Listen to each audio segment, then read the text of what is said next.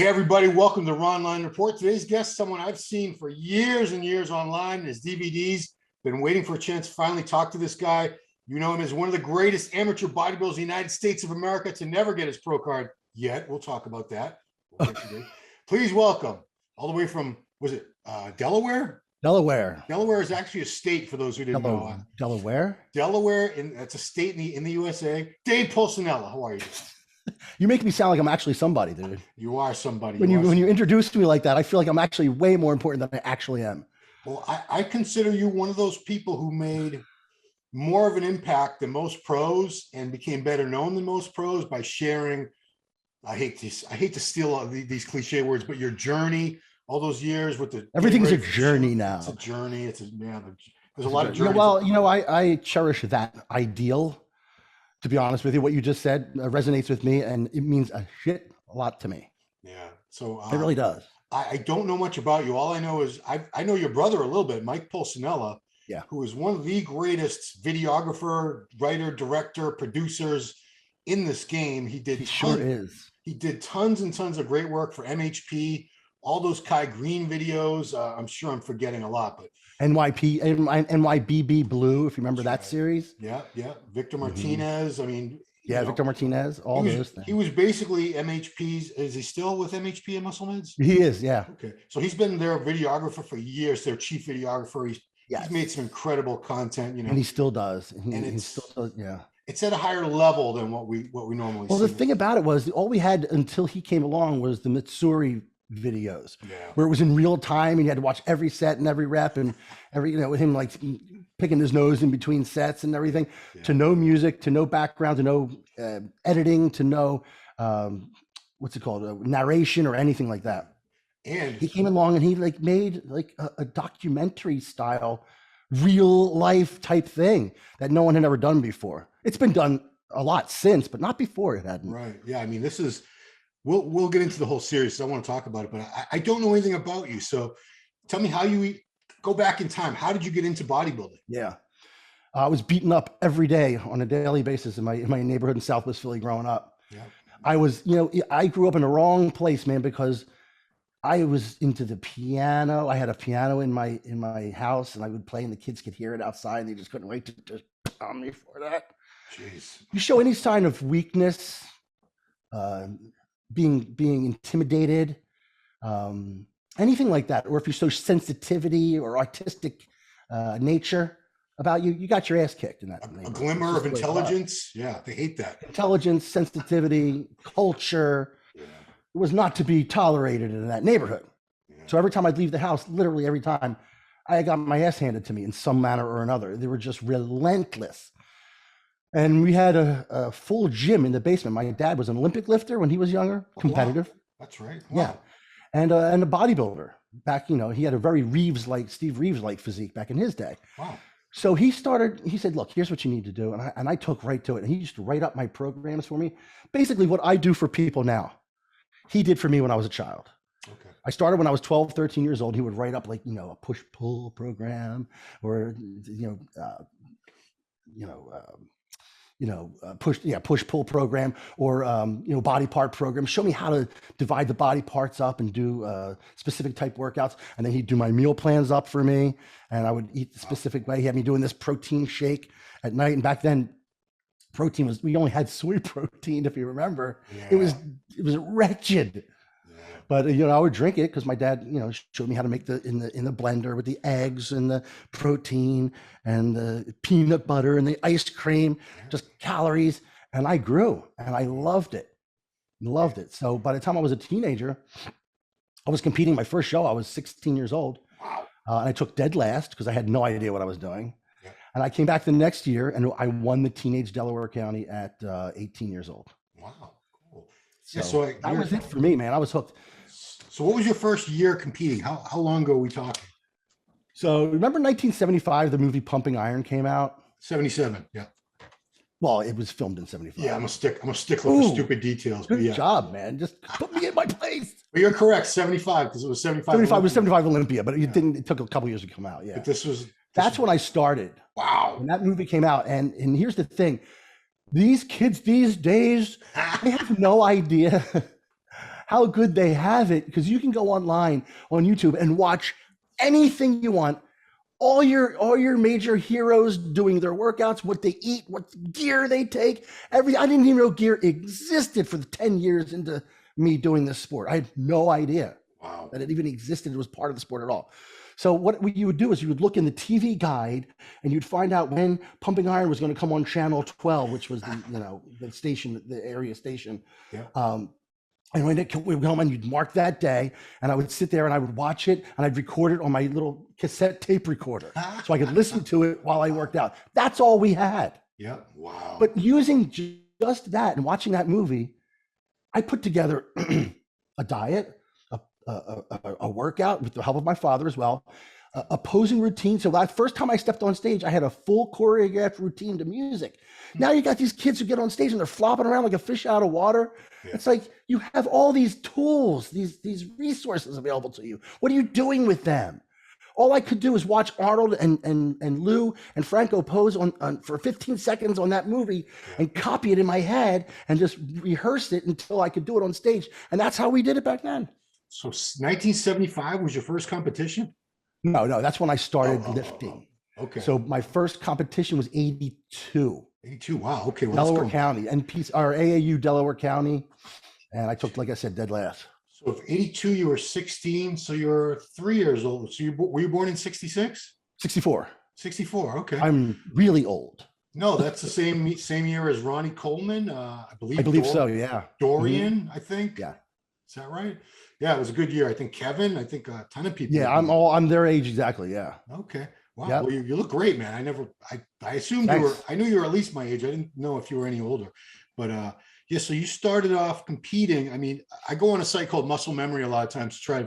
It's not totally comprehensive, but the guy does a really good job. The earliest show I could find for you was 91. So this was 91 USA. Okay. AAU you were competing in back then, which was still they were going strong up until the mid 90s, I recall, I think. And they finally sort of disbanded. Right. NABA, you did NABA USA. You won your class Correct. in that in 96. And you moved on to NPC.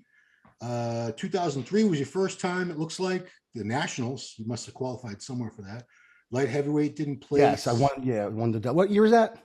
It said 2003 for the NPC Nationals. Yeah, I qualified I won the Delaware State and East Coast Classic, both shows at that show. Yeah, overall at both. And you would do the North American several times, it looks like. Open and Masters. Heavyweight, 7th place, 2004, 2005, 7th place in Junior Nationals, 6th place in the heavies at the North American, and won for the first of 3 times. You won the Masters heavyweight title at the North American. Wow, 3 times. 3 years in a row, and then I called it quits. 3 years in a row. Wow. So that was like when Kai took second to Olympia 3 years in a row. He's like, screw this. Exactly. That's exactly what I said. I said, screw this. They're just going to keep giving it to the Canadian. Oh, man. That was a tough decision I had to make. And I know that if I had come back the next year, I probably would have got my card. But at that point, I was so burnt out and I was so disappointed. And I didn't feel like I could be better.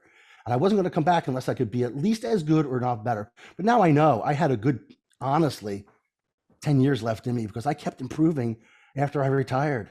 Yeah. I kept growing and I improved myself. Everything improved.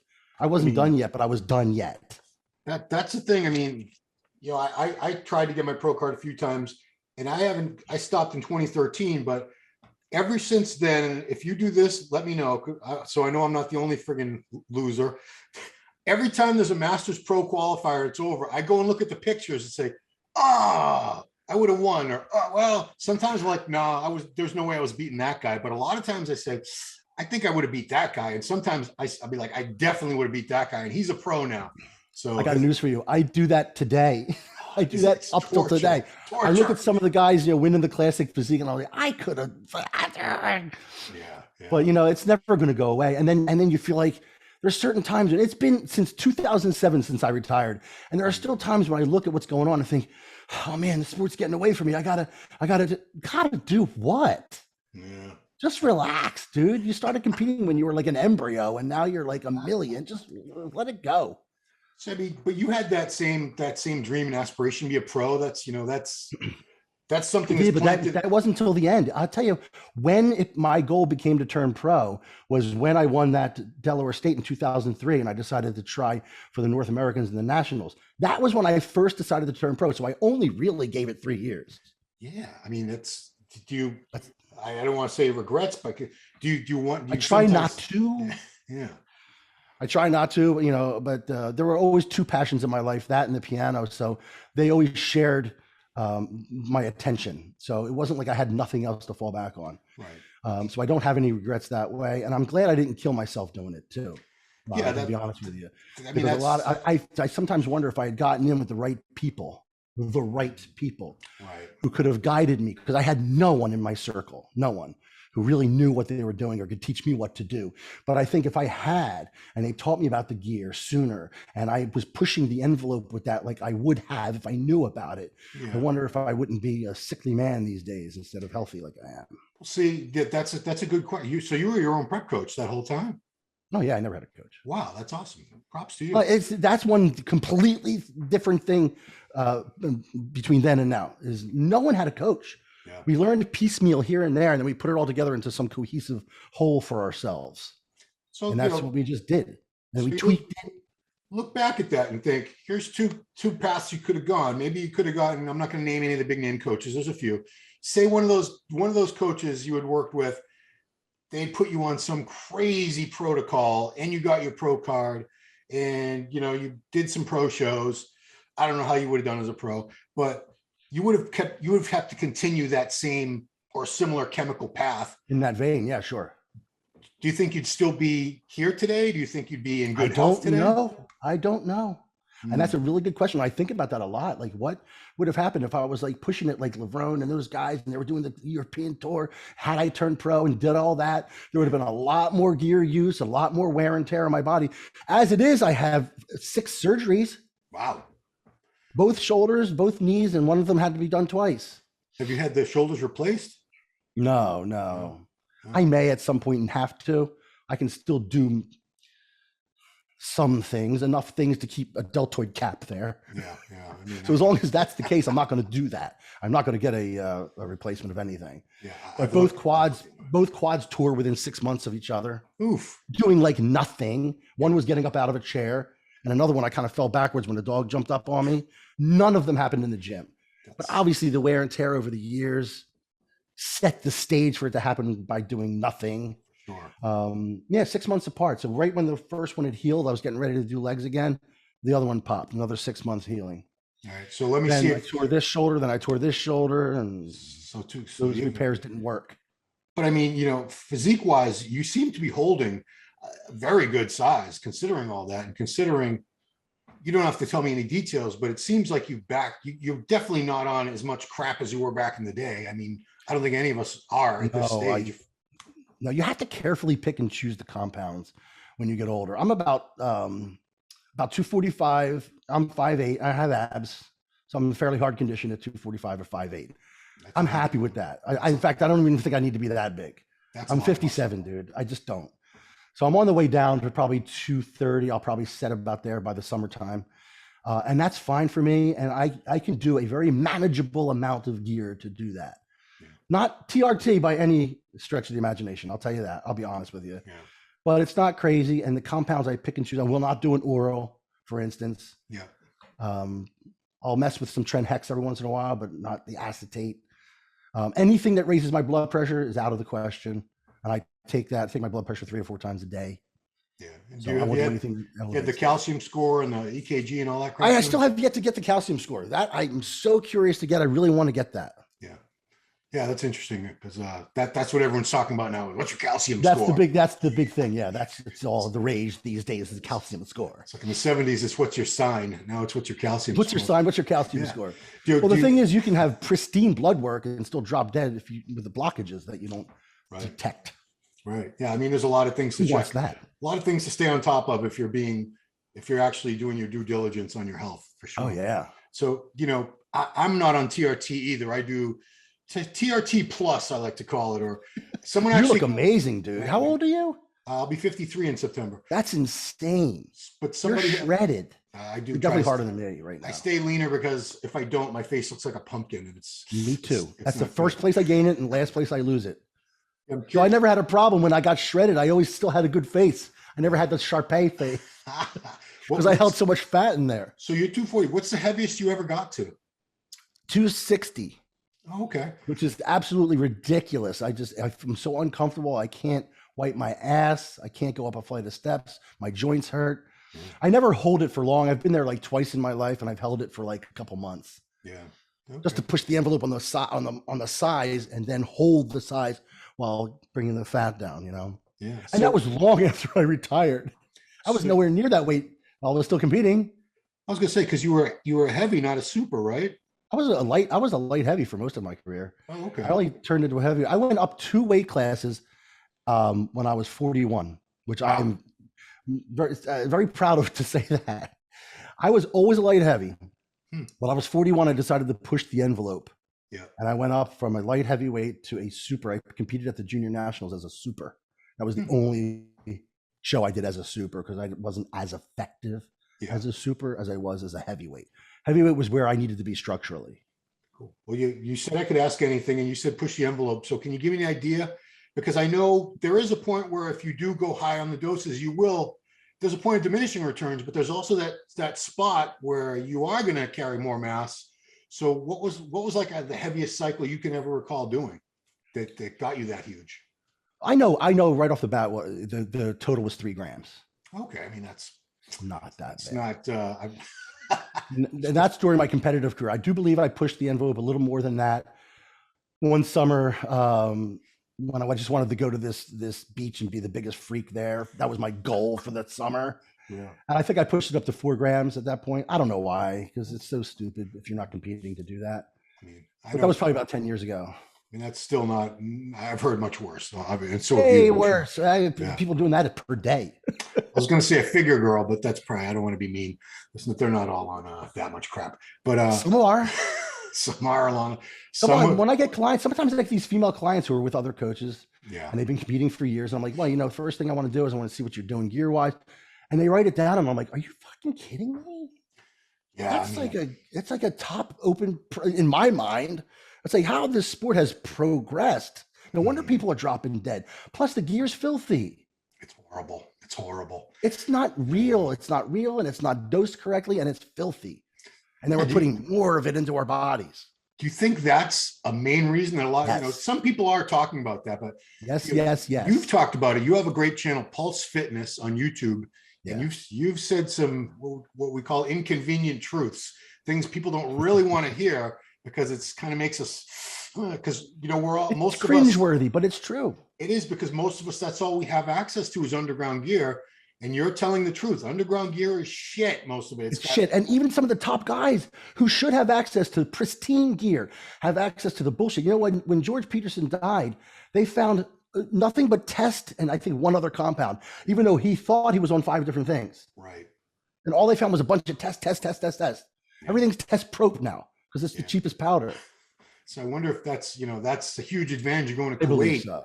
I believe that combined with the fact that nobody has any downtime anymore. It's balls to the wall year round because you got to be on point the whole year. There's an off season, then there's an on season.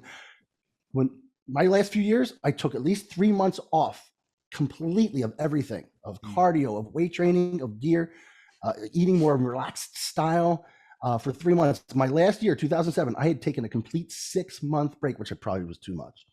And then from March till September 1st, which is not a long period of time, I took myself from a skinny fat fuck to winning the North Americans for the last time. Wow, cool. So I want to start talking about the video series, because the DVD series, because that was probably the last wave of like bodybuilding DVDs, because after that, I don't know what the timeline was when the last one came out, but that was, then you had YouTube, you had Instagram, and people were not going to be buying DVDs anymore. So no DVDs. He still sells them as downloads now, but not DVDs. Okay. So when did the idea come? Was it Mike's idea? Was it your idea? How did the Raising the Bar series come about? Yeah. So I decided to do the 2003 Mr. Delaware East Coast Classic. I had been retired for a few years at that point. You never stay retired. So I came out of retirement. I said, let me give this one more shot at the local level, just to show the new people in my life, new friends, my new girlfriend. I wanted to show them what I do on stage. That was it. I did the show. I won both shows overall. And it was one of those 2-in-1 shows, East Coast Classic, Delaware State. I won the whole thing. And my brother took note of that, and he goes, you know what, do that show again next year. It could be your last show if you want to. And I want to because he had just got this new camcorder that he loved. He was like making these little mini documentaries, and he was like putting them on his software and editing them down. He loved it. He goes, I'll do this thing about you getting ready for this show and follow you around for like 12 weeks and show the ins and outs of bodybuilding. And then it's something I can put together and we can just show at a family gathering. And it'll just be something we could watch. Wow. And so that's what he did. And that was Raising the Bar 1, which followed me around to the Delaware State East Coast Classic 2004. And a lot of shit happened. If you remember, a lot of shit went down in that movie where I actually got to the show. I got to the show and they realized I had won the previous year. And Todd Howe said I couldn't compete again. After training for a year, he was going to send me home. What? Come on now. So Tracy Greenwood made a call to Jim Mannion and said, this is ridiculous. This guy trained a year. He's got all these people coming to watch him tonight, and you're going to lose a lot of money and this and that. And so they bent the rules and they let me do the East Coast part of the show, but not the Delaware State part. There was no rule. They were just saying that. There was no rule. Todd said there's like a rule that you can't win back to back. Now, I remember back in the day, people would defend their title on the state level time and time, as many times as they want to. A guy named Jose Manjerico was Mr. Delaware for like 10 years in a row, and he dominated the sport. And so that was always in my head. I always thought you could do it as many times as you want. Yeah. So apparently there was this new NPC rule, and Todd knew about it, and I didn't know about it. The promoter of the show didn't know about it because he knew I was coming back to defend my title. Yeah. And no one told me until I got there that I couldn't compete. He's like, oh, maybe you can guest pose. And, I'm like, I'm not here to guest pose, man. I'm here to beat everybody who showed up to compete. Right. I've trained a year for this, and my brother videoed it. Now, this can't be the end of the movie. Seriously. And it wasn't. So wow. I ended up winning that show. I ended up winning the show again. And it was a great, happy ending for the Raising the Bar 1. So that's how it came about. And then, remember I don't know if you know Guy Grundy? Yeah. Yeah, from Australian, right? Yes. Yeah. Somehow he saw it. I don't remember how. And then he liked it so much that he asked my brother for 20 copies to see if they would move. And they moved in like a day. Huh. And he was like, well, I need more copies, Mike. And then he started distributing it to other people. And then it started getting out there. And then it was huge. It became huge. It blew up in a way we never expected. It was just supposed to be something for the family, really. To watch and just to enjoy and get a laugh at. This is what Dave does that we don't know about. And do you think the videos came out as well? I'm going to keep saying videos, even though that's technically incorrect. Do you think they came out so well, the films, because your brother was producing and directing and you were so comfortable around him that big part of the equation? He was able to get reactions and just things that nobody else would have been able to get out of you. Yeah, I remember he's told me many, many times that after working with me, he thought, if he went out into the world of pro bodybuilding, it would be the same. He'd have the same type of story subjects, and they would give him that unprecedented access into their lives. And that did not happen. No. They were freezing up. They were uncomfortable. They wanted him to stay in. And it was not the same at all. And he had to really work to get the kind of candid feeling that he got filming me. And yeah, it had a lot to do with the fact with my brother. I was very comfortable with him. After a couple of days, the camera became invisible to me. And I'm just living my life and I'm not even aware of the camera. And that's when good shit happens. Yeah. Yeah. I mean, that's because you weren't self-conscious. And I think that's what he ran into with all these he got great footage from other people for sure, but you could tell they always knew but he had to really pull teeth to get it. You could see they knew there was a camera there and there was, they were trying to be comfortable, but you can't relax most people. They just can't. You could feel it was palpable. Yeah, it was palpable. You could feel it. So how did 2 and 3 come about? Because 1 was so successful. And so I said, you know what? I'm going to the national level. I'm going to do North Americans. I'm going to do junior nationals. And I'm going to try to get my pro card over the next few years and see what happens. And he goes, well, we got to follow up on this. We can't just drop it now. So he would follow me. He flew with me to Ohio and to Pittsburgh Yeah. For the Masters Nationals, where was my first national attempt. I took 5th there. And then the North Americans, where I won 3 times in a row. Yeah. So did you guys wish you had the perfect ending to the, here's the pro card and this and that, and you could have faded out? Yeah, but it's kind of like Rocky 1, though, if you think about it. Yeah. That movie was better because he didn't win. Right. And a lot of people could relate to the fact that, relate to me as this guy who really isn't this genetic freak. I'm just not. And had to work for every little thing he had as far as his physique is concerned. And then got to that level at 40 years of age plus. Won the heavyweights, beat a lot of bigger names than me in that class that year. And then just narrowly lost the pro card. I think more people could relate to that. Although either ending would have been fine. Yeah, true. Prefer the other ending. So, you didn't start. I did want that card. I did. I know. But I mean, do you look back and think, how would my life be different if I had, obviously on Instagram, it wouldn't be at David Pulcinella. It would be IFBB Pro David Pulcinella or David. Yeah, but big deal these days. I know. I don't think my life would have been different at all. Yeah. In fact, if it had tempted me to do some pro shows, I think my life wouldn't have been as good, because right after I retired, I just started pouring myself into my business instead of competing. I wasn't worried about spending 6 months out of every year putting myself in a box. Yeah. I mean, so I think my life was actually better because I retired, at that particular moment. I think it was the right thing to do. And I think instinctually my body and my mind were telling me, this is it. Even if they gave it to you next year, which they probably would have. Yeah. I mean, how many years in a row do I need to win the class and lose the overall? I don't even know. I don't think you even need to win the overall anymore at that show. I don't think. You don't. And that kind of, I don't know if you know my friend Matt Puglia. He won that Supers Masters at least once, maybe twice, but same deal. Back then, only the overall got it. Yeah, man. I just couldn't get that overall. And one year, the most painful of all was 2006, when I had handily won the heavyweights, right? Yeah. Then when I went to go back on stage for the overall pose down, I was hit with some horrible cramping. Wow. And they had to hook me up to an IV backstage, and I was gonna pull the needle out, and I was gonna go back on stage when they called for the call. And Mannion pushed me back in the chair. He said, "You're not going anywhere, son." Wow. And he put the needle back in, and he did not allow me. I wasn't allowed to go back on stage to get the pro card, and that probably would have been my year. Jeez. A lot of people in attendance said it probably would have been. I didn't see all the 3. Was that on video, that part? No, awesome. Michael couldn't make it to that one. That would have been. He talks about it, but he didn't get the footage. Yeah. I got to throw this in there. He's a great narrator. He's got a great narrator. He's got the voice, man. At first I thought he was hiring some narrator, and then I heard him talking. No, that's him. That's him. Yeah. Yeah. When he was young, we were in grade school together. Yeah. And there was this passion play, because we went to Catholic school. They had the passion play for Easter every year. Yeah. And every year they get him to do the voice of Jesus. He would have the microphone. He'd be behind the pulpit, and he'd be like, "These 14 steps, which we are about to take."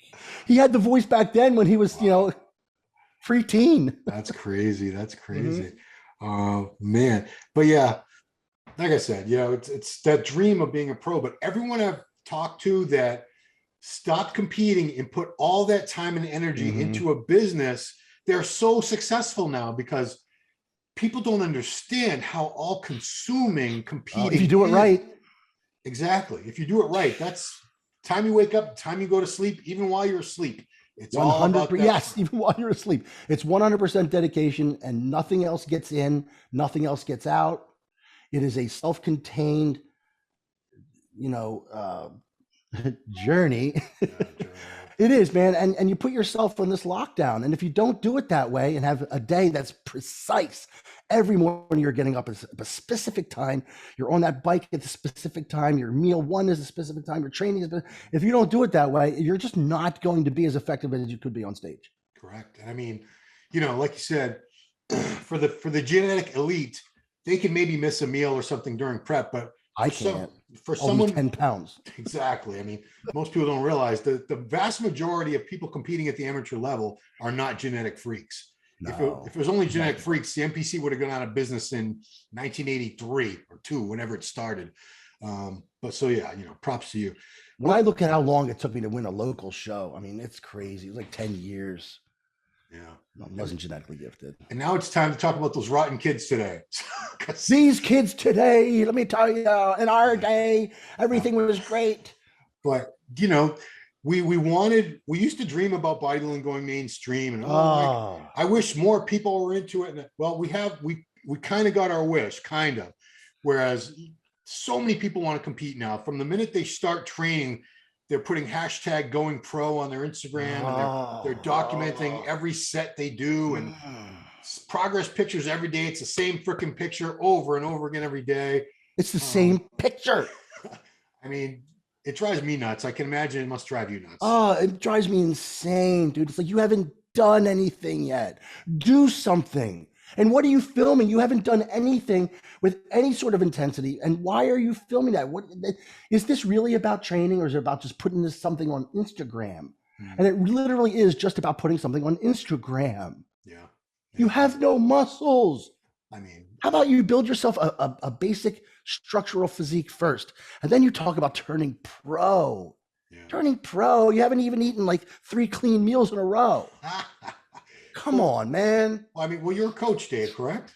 You coach a lot of people for competition. So do you have to have these tough conversations with a lot of aspiring competitors?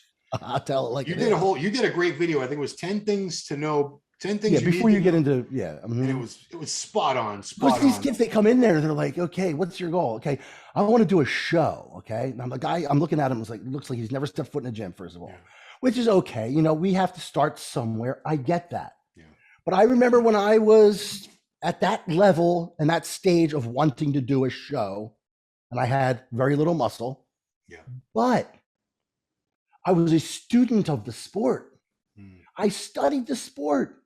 I followed a meal plan. Now, obviously, I had the advantage of having my father. Right. Not everyone has that. But now they have the advantage of you freaking tube. You can find out anything. Just punch it into the search. And you can find out anything. So they come to me, they're like, I want to do a show. I'm like, okay, well, let's see, how your basic structure looks. Take your shirt off and roll your pants up, and then give me, do some quarter turns for me. Some quarter turns? What are quarter turns? Can you do a double bicep? What do you know about this sport that you claim you want to do?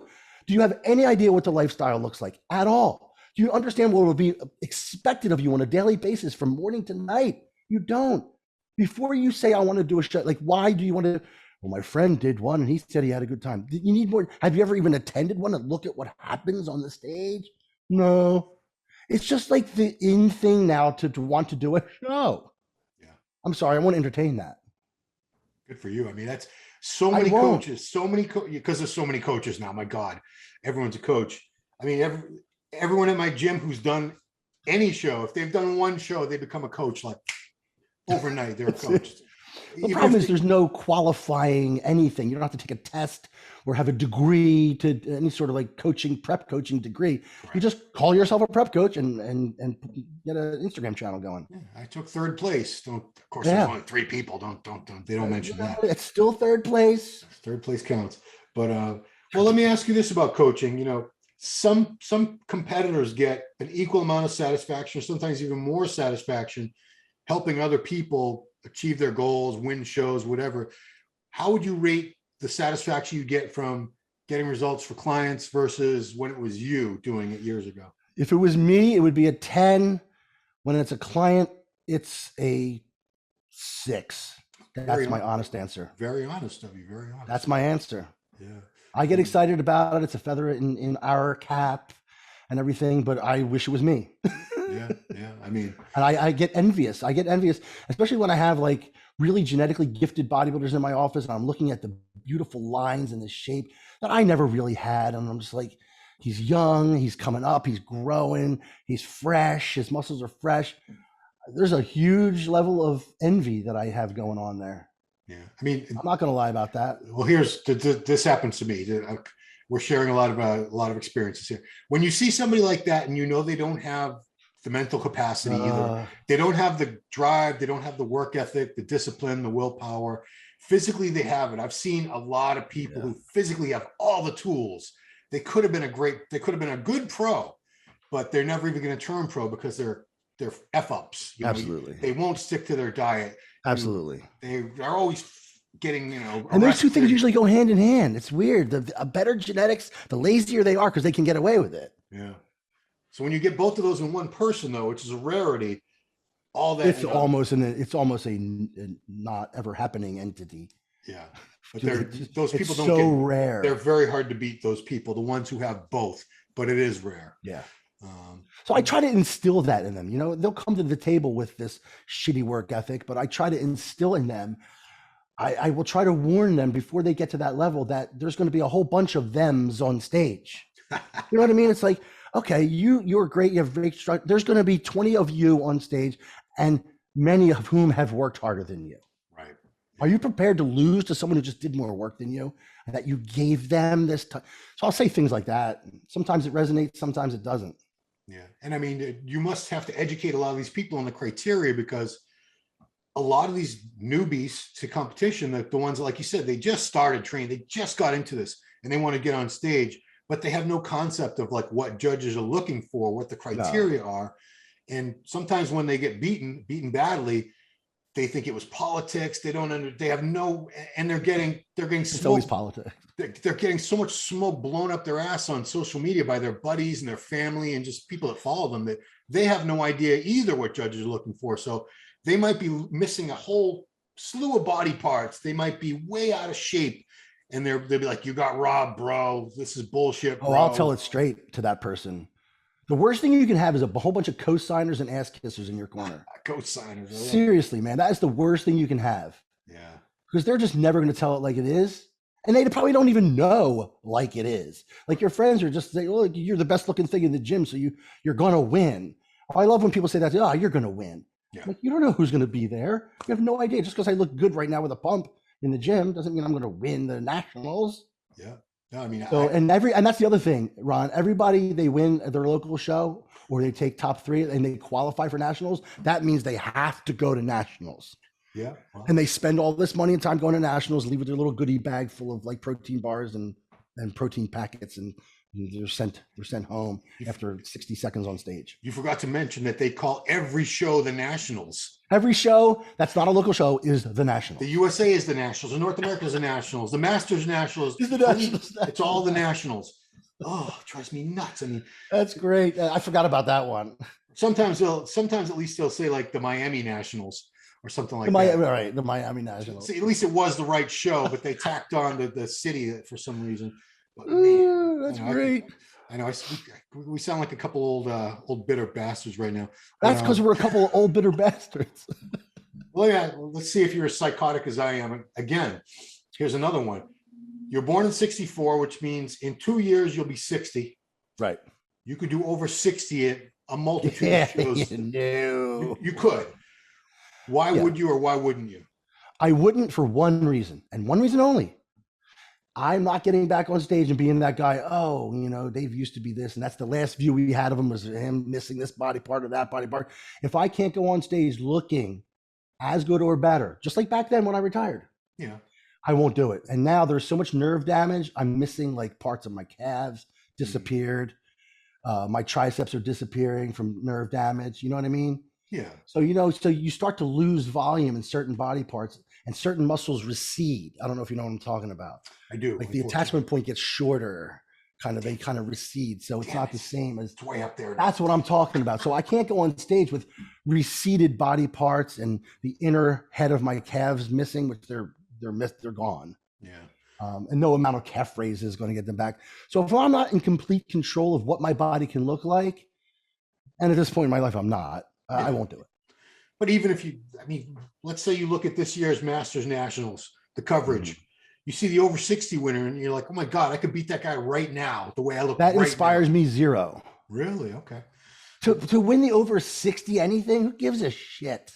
I know. I don't give a shit. And Dave finally got his pro card in the ultra grandmasters. Who cares, man? Okay. That doesn't excite me at all. I drew the line at the over 40. If I had won the over, because that's still a very, very competitive class. Because you got guys that they're absolute best at 40. Oh, yeah. You don't have guys that they're absolute best at 50 or 60.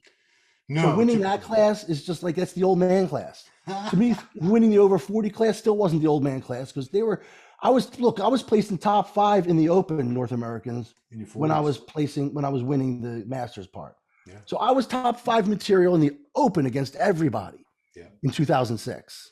So over 60 is old man class, but they go over 70. I think, didn't they even have over 80 at one point? Absolutely over 80. Wow. God. I mean, if we even make it to 80. Dude, I'm certainly won't be on stage.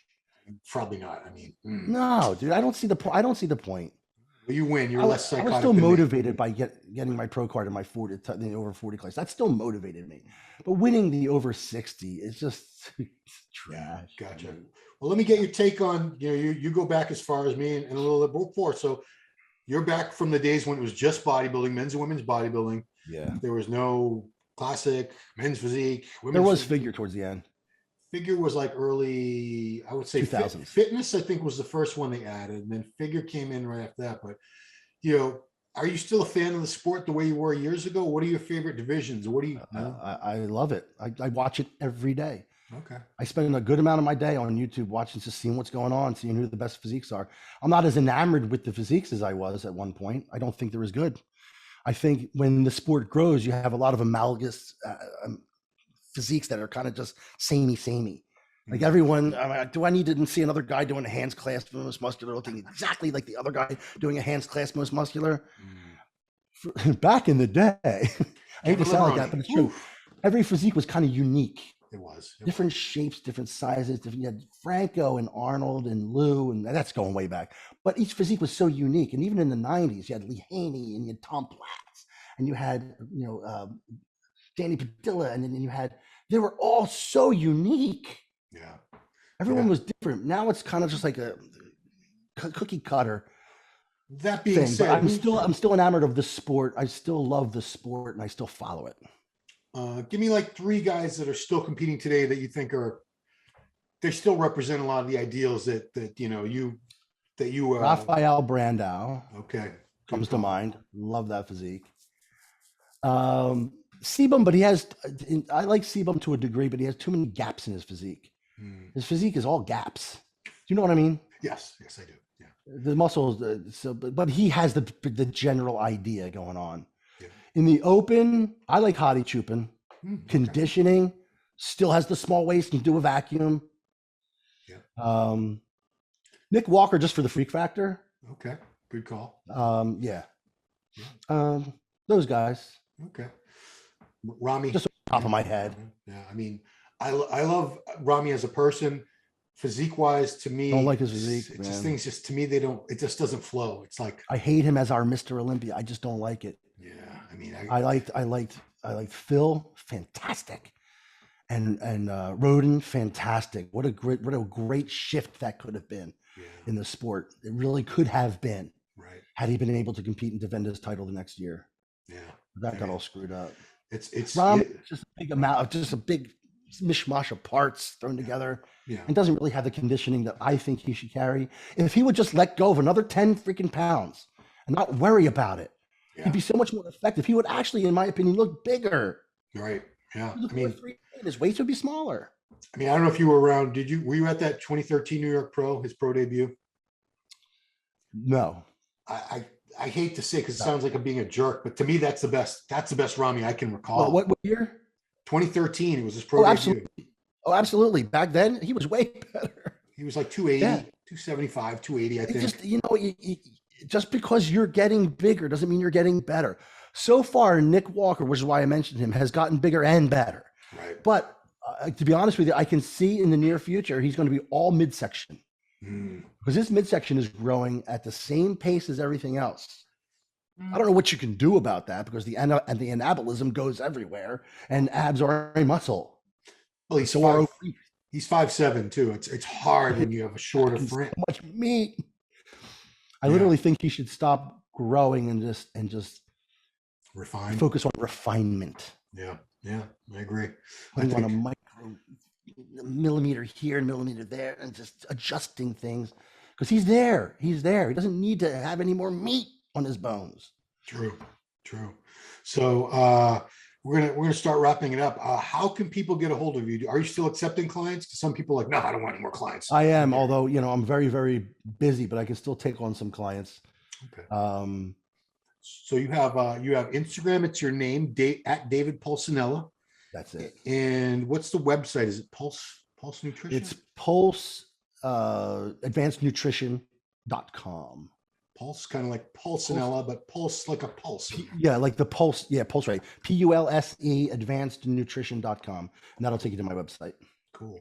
So are you going to be at any of the shows coming up, like New York Pro, where people might be able to meet you? Yes. My client, Eric Abalon, who just won his pro card at the Nationals by winning the overall in classic physique, has his pro debut coming up. So I'm probably going to attend that. Oh, wow. As far as local shows, I'm going to be at the Delaware. Got many people in the Delaware State East Coast Classic, like I do every year. Yeah. And then Rich Siegelman's show in Baltimore. I have several clients going into that, so I'll be there. Awesome. I still love doing that. I still love going to the shows, man. Yeah. I mean, it was kind of a bummer when we had like no expos for a couple of years. It was like, yeah, it was awful, wasn't it? It was creepy. It was like, it was creepy. It was like being in an alternate universe. I was at the Arnold when they had no audience. How sad. That was terrible. It was like big empty auditorium and all these guys posing their hearts out. And there's like, you know, the press row was it, and the judges. You imagine, I can't imagine prepping for that. The whole idea is to be up in front of people. I mean, that wasn't the worst. The worst was people prepping for shows that got canceled at the last minute. Yeah. Oof. Like I'd actually rather have that than be on stage in front of no one. I'm going to go on record as saying that. I'd rather postpone it till a time when I can be in front of an audience. Yeah, I mean, it's to go to all that work and nobody's really looking at it. It's a bummer, but anyway, I want to thank you, Dave. It's been very cool. Oh man, my pleasure. Finally talking to you. I haven't seen you since 2010 at Bev Francis's gym. I don't know if you remember that. Was that the party, the MD party? Yeah, it was a good time. I was there. Greg, what's his name? Greg Valentino was there. Valentino was there. Lee Priest was there. Yeah. It was Bob. Oh, was it Bev's gym or Bob Bonham's gym? Oh, Bob Bottoms. Yeah. Yeah, right. Bob. R.I.P. Bob. But yeah, strong and shapely gym. That was a good time. It was a good time, man. Yeah. Well, great finally talking to you. This first time we've ever really talked. But this is true. And I hope it's not the last. No, we could do it again. I'm going to get some topics together and, you know, pick your brain. I thought the questions were going to be more hard hitting than that. You got to go deeper, man. Next time. I'm an open book. Yeah. Well, I appreciate that. And let's do this again sometime soon. Sure. Cool. All right. Well, everybody, thanks for watching Ronline Report with Dave Pulcinella. Please subscribe to the channel, like, share, comment, hit that bell thing, do all the good stuff. We appreciate it. And we'll see you right here next time on the Ronline Report. Thanks for watching. Good times, man.